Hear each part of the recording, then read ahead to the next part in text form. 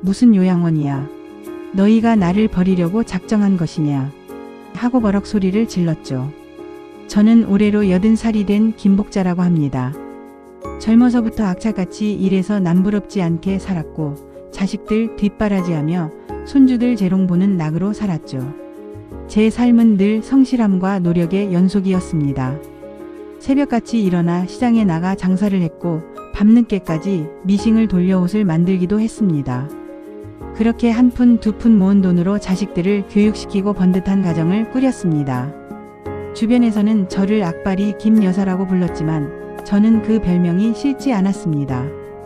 땀 흘려 일하는 것에 대한 자부심이 있었고 제 노력으로 가족의 삶이 나아지는 것을 보는 것이 가장 큰 기쁨이었으니까요. 그런데 제 인생에 이런 날이 올 줄은 정말 꿈에도 몰랐습니다. 평생을 가족을 위해 헌신했는데 돌아온 건 처절한 배신이었으니까요. 이 배신은 단순히 저를 물질적으로 힘들게 한 것이 아니라 제 존재 자체를 부정하고 정신적으로 말살시키려는 잔인한 행위였습니다. 사건의 발단은 몇 달 전으로 거슬러 올라갑니다. 저는 젊을 때부터 건강관리를 철저히 해왔고 나이가 들어서도 정정하게 살림을 하고 친구들과 어울려 놀러 다니는 것을 좋아했습니다. 동네 경로당에서 고스톱도 치고 근처 공원에서 맨손 체조도 하며 활기찬 노년을 보내고 있었습니다. 기억력도 나쁘지 않았고요. 어르신들 사이에서는 기억력 좋은 복자 할머니로 통했습니다. 그런데 어느 날부터인가 며느리 미선이가 저를 이상한 눈으로 보기 시작하는 겁니다. 제가 끓여놓은 된장찌개를 맛보더니 어머니, 지난번에는 이 맛이 아니었는데 혹시 뭘 빼먹으셨어요? 요즘 자주 깜빡하시는 것 같아서요 하고 묻는가 하면 제가 외출하고 돌아오면 어머니, 오늘 어디 다녀오셨어요? 어제 말씀해 주셨던가요? 아니면 혹시 길을 잃으셨던 건 아니죠? 하면서 꼬치꼬치 캐묻는 일이 잦아졌죠.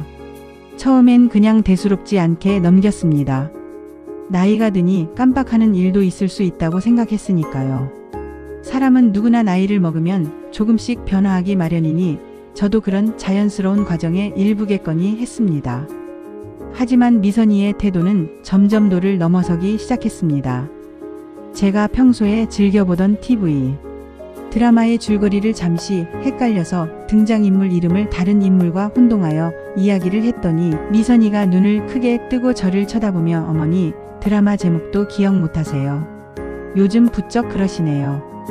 혹시 치매 초기 증상 아닌가요? 하면서 노골적으로 걱정하는 척을 하는 겁니다. 그 말은 제 가슴을 쿵 하고 내려앉게 했습니다. 그때부터였을까요? 미선이가 저를 대하는 태도가 마치 어린아이를 대하는 것처럼 변하기 시작했습니다. 제 말은 제대로 듣지도 않고 제가 뭘 하려고 하면 어머니, 제가 해드릴게요. 어머니는 그냥 가만히 계시면 돼요 하면서 저를 무능력하게 만들었죠. 심지어 제가 마트에서 장을 봐오면 영수증을 꼼꼼히 확인하며 어머니, 이거 정말 필요한 물건이었어요. 유통기한은 확인하셨어요? 좀 비싼 것 같은데요. 요즘 물가가 얼마나 비싼데 하면서 지적하는 일도 많아졌습니다. 마치 제가 돈 관리도 제대로 못하는 사람인 양 취급하는 것이었습니다. 제가 가장 좋아하는 취미는 식물 키우기였습니다. 베란다에 온갖 꽃과 화초를 가꾸며 행복을 느꼈죠. 어느 날 제가 화분에 물을 주고 있는데 미선이가 다가와서 어머니, 물을 너무 많이 주시면 뿌리가 썩어요. 이것도 벌써 몇 번째예요. 제가 몇 번이나 말씀드렸는데 혹시 제 말을 잊으신 건 아니겠죠? 하면서 마치 제가 실수를 연발하는 사람인 양 취급했습니다. 저는 너무나 답답했습니다. 제가 조금이라도 이상한 행동을 하거나 예전과 다른 모습을 보이면 그것을 놓치지 않고 치매와 연결지으며 저를 몰아세웠습니다. 마치 제가 치매 진단을 받기를 바라는 듯한 태도였습니다. 저는 그때부터 왠지 모를 불안감에 휩싸이기 시작했습니다. 무엇 때문에 저를 이렇게 몰아붙이는 걸까요? 단순한 걱정이라고 하기에는 그들의 시선과 말투에는 차가움이 느껴졌습니다. 결정적으로 제 마음을 핥힌 사건은 바로 그날이었습니다. 저는 제 방에서 제가 젊은 시절부터 빼곡하게 기록해온 일기장을 찾아 읽고 있었습니다. 과거의 추억들을 되새기며 미소 짓고 있었는데 미선이가 노크도 없이 제 방으로 불쑥 들어오더니 어머니 또 옛날 생각에 잠겨 계세요. 하긴 요즘 들어 자꾸 잊어버리시는 게 많아서 일기라도 써두셔야 뭘 기억하시겠어요 하고 비꼬듯이 말하는 겁니다. 그 말투와 표정은 제가 치매에 걸린 것을 확신하는 듯 보였습니다. 순간 저는 너무 화가 나서 미선아, 내가 아직 치매 걸린 노인 아니야. 멀쩡하다고. 남의 방에 노크도 없이 들어오는 버릇은 어디서 배웠니? 하고 소리쳤습니다. 그러자 미선이가 제게 성큼성큼 다가와 제 손을 잡으며 어머니, 왜 이렇게 화를 내세요? 제가 다 어머니 걱정돼서 드리는 말씀이잖아요. 요즘 부쩍 깜빡하시는 일이 많아지셔서 혹시 병원에 가보시는 건 어떠세요? 명수 씨도 어머니 건강이 걱정된다고 말씀하셨어요 하면서 능글맞게 웃더군요.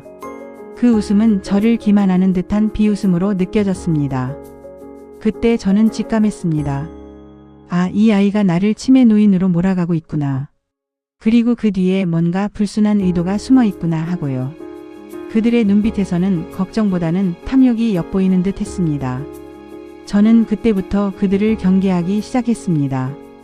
그리고 저 스스로 그들의 계략에 넘어가지 않기 위해 더욱 정신을 바짝 차리겠다고 다짐했습니다. 아니나 다를까 며칠 뒤 아들 명수와 미선이는 저를 모시고 식사를 하자고 하더군요. 저는 영문도 모른 채 왠지 모를 불길한 예감에 휩싸인 채 따라 나섰습니다. 서울 시내의 고급 한정식집에 가서 맛있는 음식을 먹으면서 이런저런 이야기를 나누는데 명수가 갑자기 말을 꺼내는 겁니다. 어머니, 사실 드릴 말씀이 있어요. 요즘 어머니께서 부쩍 건강이 안 좋아지시는 것 같아서요. 저희가 아무래도 직장 생활을 하느라 어머니를 제대로 돌봐드리기 어려운 부분이 많아요. 미선이가 어머니를 위해 알아본 곳이 있는데 시골에 아주 공기 좋고 경치 좋은 요양원이 있다고 하더라고요. 거기서 지내시면 훨씬 건강하게 지내실 수 있을 거예요. 저희도 주말마다 찾아뵐 수 있고 어머니께는 더 좋은 환경이 될 거예요. 저는 순간 제 귀를 의심했습니다. 요양원이라니요? 제가요? 멀쩡한 저를 요양원에 보내겠다니요? 저는 당장 반대했습니다. 명수야, 무슨 소리 하는 거니? 내가 아직 요양원에 갈 나이도 아니고 멀쩡하게 걸어다니고 다 기억하는데. 무슨 요양원이야? 너희가 나를 버리려고 작정한 것이냐? 하고 버럭 소리를 질렀죠. 그 말을 듣자 미선이가 제 옆에 앉아 제 팔을 쓰다듬으며 어머니, 왜 그렇게 흥분하세요? 저희가 다 어머니를 위해서 그러는 거예요. 요즘 저희도 맞벌이 하느라 어머니를 제대로 돌봐드릴 시간이 없잖아요. 요양원에 계시면 전문적으로 보살핌도 받고 또래 친구분들과 어울려 지내시면 더 활기차게 지내실 수 있을 거예요. 그리고 어쩌면 어머니께서도 그곳에서 새로운 행복을 찾으실 수도 있잖아요. 하면서 저를 설득하려 들었습니다. 마치 저를 위하는 척, 저의 행복을 빌어주는 척 말하는 그들의 위선적인 모습에 저는 치가 떨렸습니다. 명수도 옆에서 네 어머니. 미선이 말이 맞아요. 저희도 어머니 생각해서 고민 끝에 내린 결정이에요. 어머니가 편안하게 노년을 보내시는 것이 저희의 가장 큰 바람이에요 하고 거들었죠. 저는 기가 막혔습니다. 이건 설득이 아니라 명백한 통보였으니까요. 그들의 말 속에는 저를 향한 진심 어린 걱정은 한 조각도 없었습니다. 오직 자신들의 편의와 이득만을 생각하는 이기심만이 가득했습니다. 저는 그때 그들의 진심을 알게 되었습니다.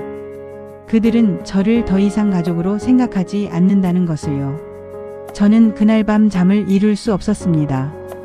배신감과 서러움에 밤새 이불을 적셨습니다. 하지만 저는 약해지지 않겠다고 다짐했습니다. 이대로 당하고만 있지 않겠다고 굳게 마음먹었습니다. 며칠 뒤 명수와 미선이는 저를 억지로 차에 태웠습니다. 저는 끝까지 저항했지만 그들은 제 말을 들은 척도 하지 않았습니다. 저는 비명을 지르고 발버둥 쳤지만 그들은 저를 힘으로 제압했습니다. 마치 짐승을 다루듯 저를 차에 밀어 넣었습니다. 차는 한참을 달려 인적 드문 시골 마을로 들어섰습니다.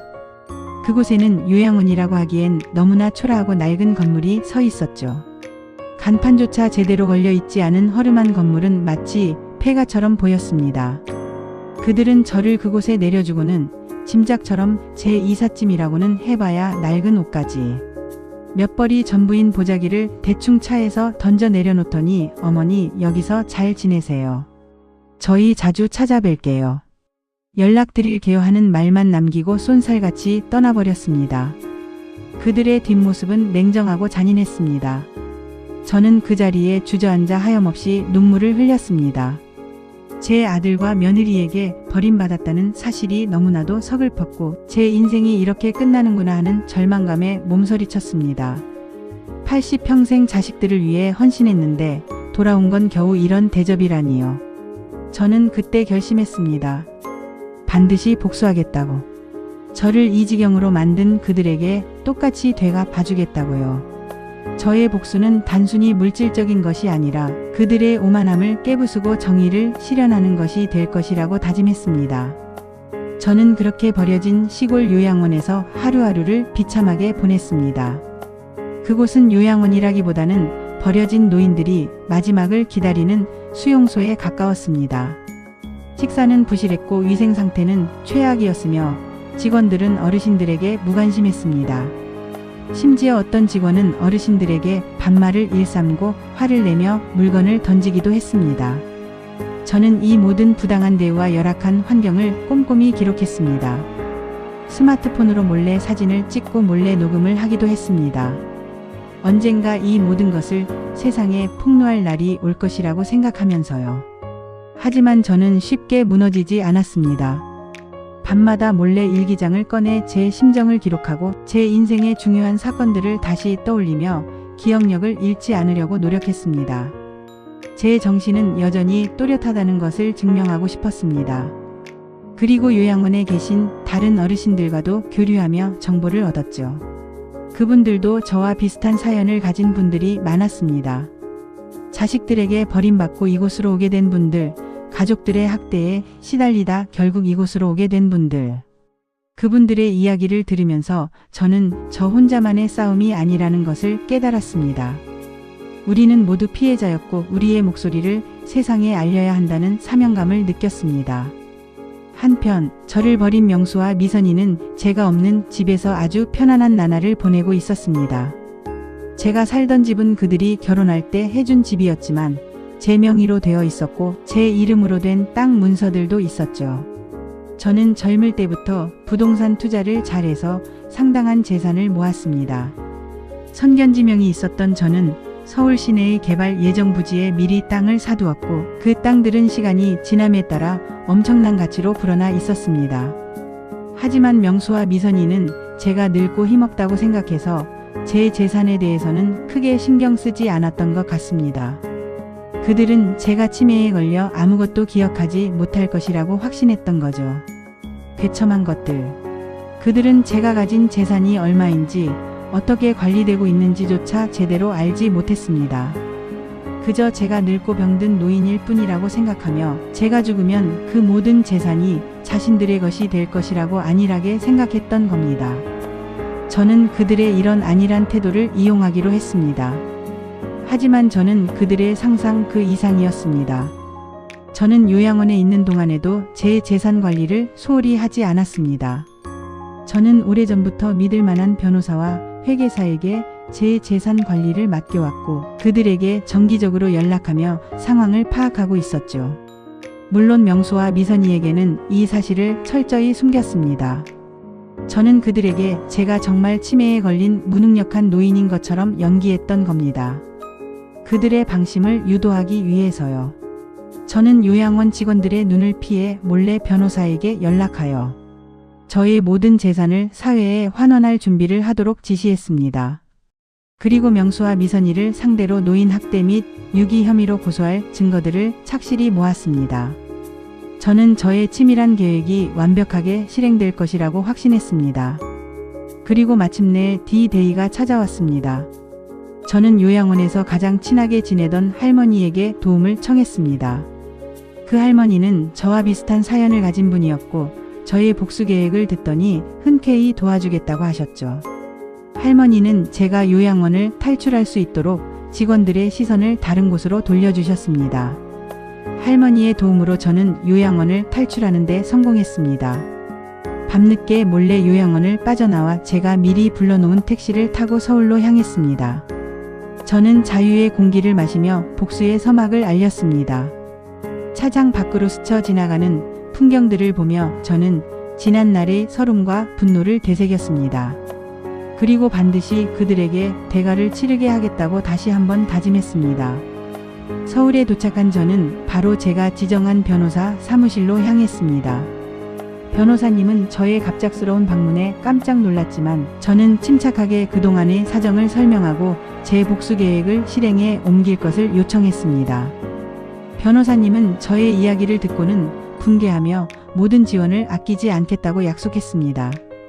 변호사님은 제가 모아온 증거들을 검토하며 명수와 미선이를 고소할 준비를 착수했습니다. 또한 저의 모든 재산을 사회에 환원하기 위한 법률 절차도 함께 진행했습니다. 저의 계획은 완벽하게 진행되고 있었습니다. 며칠 뒤 명수와 미선이에게 법원에서 날아온 서류 한 통이 도착했습니다. 바로 저 김복자가 제 명의로 된 모든 재산을 사회에 환원하고 그들을 상대로 노인 학대 및 유기 혐의로 고소한다는 내용의 소장이었죠. 명수와 미선이는 이 사실을 알고 경악했습니다. 그들은 제가 치매에 걸려 아무것도 모른다고 생각했으니까요. 저를 요양원에 버리고 제 재산을 가로챌 계획을 세우고 있었던 그들에게는 그야말로 청천벽력 같은 소식이었을 겁니다. 그들은 제가 어떻게 요양원에서 탈출했고 어떻게 이런 일을 꾸밀 수 있었는지 전혀 상상조차 하지 못했을 겁니다. 그들은 저를 과소평가했고 그 대가를 톡톡히 치르게 될 것입니다. 저는 기자회견을 열고 그동안 제가 겪었던 모든 일들을 세상에 폭로했습니다.